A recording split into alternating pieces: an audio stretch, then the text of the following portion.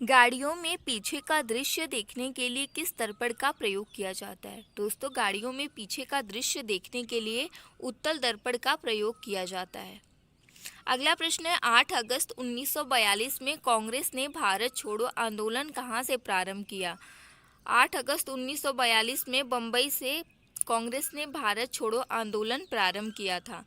अगला प्रश्न है, किस उपकरण द्वारा यांत्रिक ऊर्जा को विद्युत ऊर्जा में परिवर्तित किया जाता है? तो दोस्तों, डायनेमो द्वारा यांत्रिक ऊर्जा को विद्युत ऊर्जा में परिवर्तित किया जाता है। अगला प्रश्न है, किस द्वीप समूह को सीप द्वीप कहा जाता है? तो दोस्तों, फेरो द्वीप को स्वीप द्वीप कहा जाता है। अगला प्रश्न है, कंप्यूटर भाषा में डब्ल्यू मतलब कि ट्रिपल डब्ल्यू का अर्थ क्या होता है? तो इसका अर्थ होता है वर्ल्ड वाइड वेब।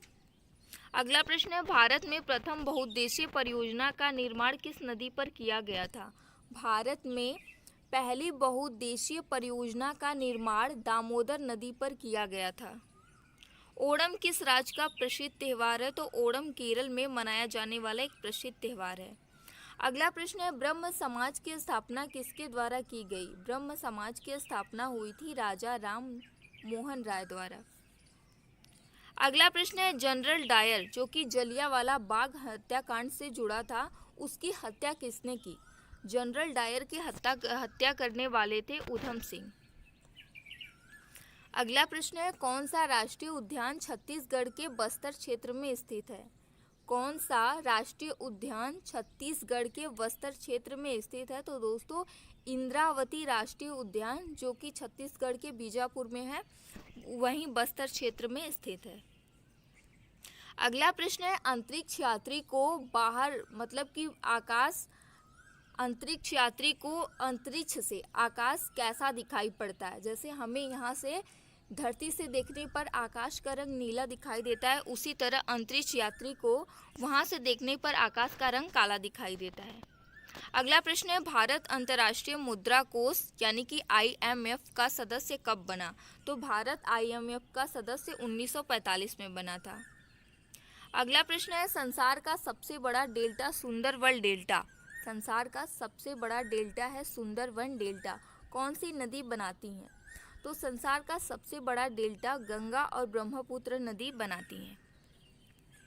अगला प्रश्न है, सर्वेंट ऑफ इंडिया सोसाइटी की स्थापना किसने की थी? सर्वेंट ऑफ इंडिया सोसाइटी की स्थापना करने वाले थे Gopal Krishna Gokhale. Servant of India society की स्थापना किसने की? गोपाल कृष्ण गोखले ने। अगला प्रश्न है, दिल्ली स्थित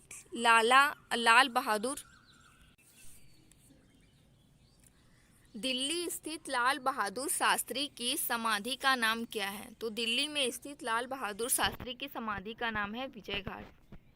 अगला प्रश्न है, स्मार्ट सिटीज मिशन में जल तथा मल जल मतलब कि उसको वित्त पोषण जिस राजस्व से होता है वो कौन सा है?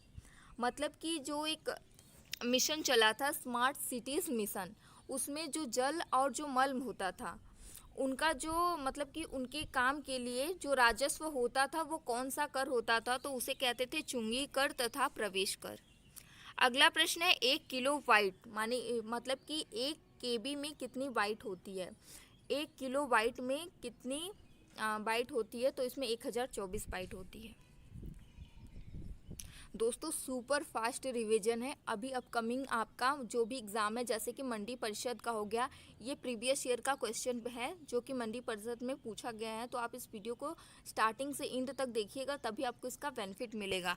क्विक रिवीजन है, बहुत ही सुपर फास्ट में करा रही हूँ।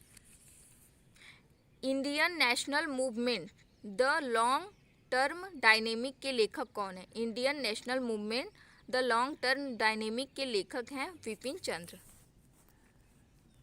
अगला प्रश्न है, भारत के राष्ट्रीय झंडे की लंबाई और चौड़ाई में कितना अनुपात होता है? भारत के राष्ट्रीय झंडे की लंबाई और चौड़ाई का अनुपात होता है 3:2। अगला प्रश्न है, जनगणना 2011 के अनुसार किस राज्यों में शिशु मृत्यु दर सबसे कम थी? 2011 की जो जनगणना हुई थी उसके अनुसार शिशु मृत्यु दर किस राज्य में सबसे कम है? तो वो है केरल में। अगला प्रश्न है, किस एकमात्र भारतीय को अर्थशास्त्र में नोबेल पुरस्कार मिला है? वो एकमात्र भारतीय हैं प्रोफेसर अमर्त्य सेन। प्रोफेसर अमर्त्य सेन एकमात्र भारतीय हैं जिनको अर्थशास्त्र में नोबेल पुरस्कार मिला है।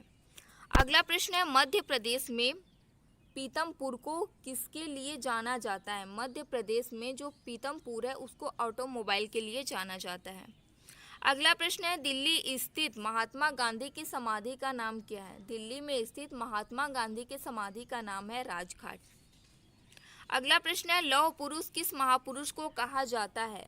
सरदार वल्लभ भाई पटेल को लौह पुरुष के नाम से जानते हैं। अगला प्रश्न है, संयुक्त राष्ट्र महासभा में हिंदी में भाषण देने वाले भारतीय कौन थे? संयुक्त राष्ट्र महासभा में हिंदी भाषा में भाषण देने वाले भारतीय थे अटल बिहारी वाजपेयी। अगला प्रश्न है, जय जवान जय किसान का नारा किसने दिया? तो लाल बहादुर शास्त्री ने जय जवान जय किसान का नारा दिया।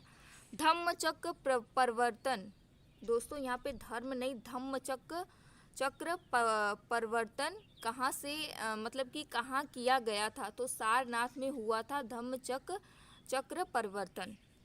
अगला प्रश्न है, किस उपकरण द्वारा यांत्रिक ऊर्जा को विद्युत ऊर्जा में परिवर्तित किया जाता है? तो डायनेमो द्वारा यांत्रिक ऊर्जा को विद्युत ऊर्जा में परिवर्तित करते हैं। अगला प्रश्न है, मानव शरीर के किस अंग द्वारा यूरिया को रक्त से फिल्टर किया जाता है? मानव शरीर के किस अंग द्वारा यूरिया को रक्त से फिल्टर किया जाता है? तो गुर्दे द्वारा यूरिया को रक्त से फिल्टर किया जाता है। अगला प्रश्न है, भारतीय सब्जी शोध संस्थान कहाँ स्थित है? भारतीय सब्जी शोध संस्थान वाराणसी में स्थित है। अगला प्रश्न है, 1939 ईस्वी में कांग्रेस छोड़ने के बाद सुभाष चंद्र बोस ने किस दल की स्थापना की? 1939 में सुभाष चंद्र बोस ने कांग्रेस छोड़ने के बाद फॉरवर्ड ब्लॉक की स्थापना की। अगला प्रश्न है, किसके जन्म दिवस को खेल दिवस के रूप में मनाया जाता है? मेजर ध्यानचंद के जन्म दिवस को खेल दिवस के रूप में मनाया जाता है। अगला प्रश्न है, किसके शासनकाल में डिमेकस भारत आया था? जो डिमेकस था एक विदेशी व्यापारी, वो किसके शासनकाल में भारत आया था? तो बिंदुसार के शासनकाल में भारत आया था। अगला प्रश्न है, द्रव सभी दिशाओं में समान दाब पारित करता है, यह कथन किस नियम से संबंधित है? द्रव सभी दिशाओं में समान दाब पारित करता है, यह कथन संबंधित है पास्कल के नियम से। अगला प्रश्न है, किस गुप्त शासक ने हुड़ों को पराजित किया था? किस गुप्त शासक ने हुड़ों को पराजित किया था? तो वो थे स्कंदगुप्त। अगला प्रश्न है, भारतनाट्यम नृत्य शैली मुख्यतः किस राज्य से संबंधित मानी जाती है? जो भारतनाट्यम की नृत्य शैली है वो मुख्यतः तमिलनाडु से संबंधित मानी जाती है। अगला प्रश्न है, माउंट एवरेस्ट पर 2 बार चढ़ने वाली पहली महिला कौन थी? माउंट एवरेस्ट पर 2 बार चढ़ने वाली महिला का नाम है संतोष यादव। अगला प्रश्न है, वेदों की ओर लौटो का नारा किसने दिया? वेदों की ओर लौटो का नारा दिया था दयानंद सरस्वती ने। अगला प्रश्न है, फिल्म के क्षेत्र में दिया जाने वाला सर्वोच्च भारतीय पुरस्कार कौन सा है? फिल्मों के क्षेत्र में मिलने वाला सबसे बड़ा पुरस्कार है दादा साहब फाल्के पुरस्कार। अगला प्रश्न है, महात्मा गांधी को राष्ट्रपिता सबसे पहले किसने कहा? महात्मा गांधी को सबसे पहले राष्ट्रपिता कहने वाले थे नेताजी सुभाष चंद्र बोस। अगला प्रश्न है, इंसुलिन का प्रयोग किस बीमारी के उपचार में होता है? इंसुलिन का प्रयोग मधुमेह बीमारी के उपचार में किया जाता है।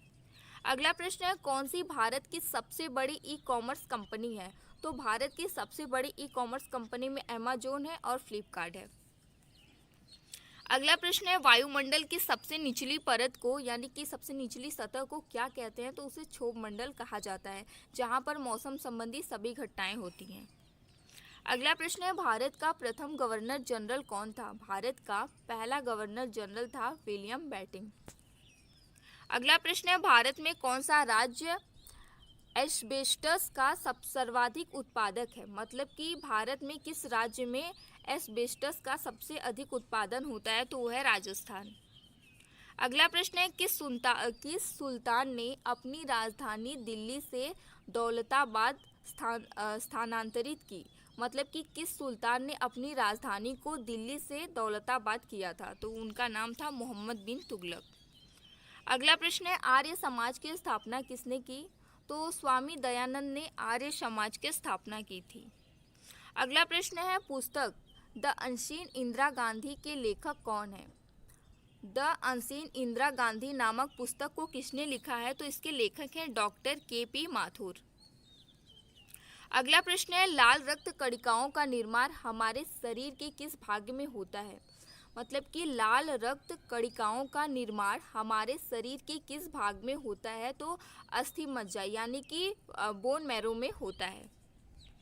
अगला प्रश्न है, किसने बाबर को सर ए पुल के युद्ध में पराजित किया था? किसने बाबर को सर ए पुल के युद्ध में पराजित किया था? तो वो थे सैबानी खान।